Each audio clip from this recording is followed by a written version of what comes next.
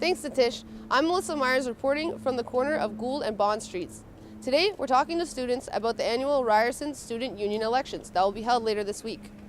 Many candidates are running unopposed, which means they'll be acclaimed rather than voted into their position. But do Ryerson students know who's running or why? Here's what they had to say. Students will be able to vote from Monday, February 3rd until Wednesday, February 5th.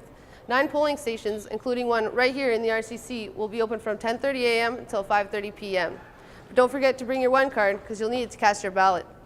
Melissa Myers, RUtv News. I gave global intern Melissa Myers my credit card and had her buy 4 items on the shopping list. She went to J. Crew, paid a visit to Famous Footwear, popped into Puma, and headed over to Tommy Hilfiger. We chose the items with no idea whether they'll cost more or less, but we're about to find out.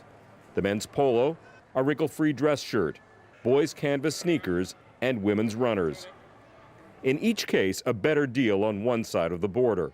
This shirt, same price in both countries, $46, but in Canada it was 30% off, and in the States it was buy one, get the second one 50% off. J. Crew pricing was similar, but still cheaper in America. J. Crew offers different discounts, but the thing to remember is in Canada, the base price is $10 more, whereas here in the States, it's only $69.50. These girls' Pumas were $10 cheaper in the United States, and as well these Vans canvas shoes were $20 cheaper in the States. The event was so successful that nearly 200 students were turned away and weren't able to get in to see these little guys. But not to worry, talks are already underway to bring them back in November. Melissa Myers,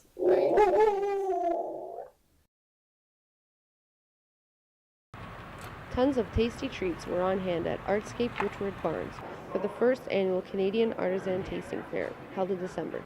Nearly 40 vendors were there to share their craft beers, as well as artisanal breads, meats, and cheeses with free samples. Woo! Owner of Leslieville Cheese Market, Michael Simpson, organized the event. So we wanted to get the real producers to come and meet the consumers, so people can see who actually makes the stuff. So all of our producers are very small. Côte de Boeuf was one local butcher shop in attendance. They joined the fair last minute to fill an empty spot and featured sausages, pickles, smoked salmon, and terrines. People are really interested in the food, and you can tell they have a real passion for it. So yeah, it's great to meet new people. Some people had already heard of us, and some people were just being introduced to us for the first time. So, back at the shop on Ossington Avenue, brothers Theo Paul and Chasson Gillies have created a Parisian theme, circa 1890. The shop has been open for 1 year and showcases products from local Ontario farms. I'm like an outlet for them to send their product to, so I sell it and buy it.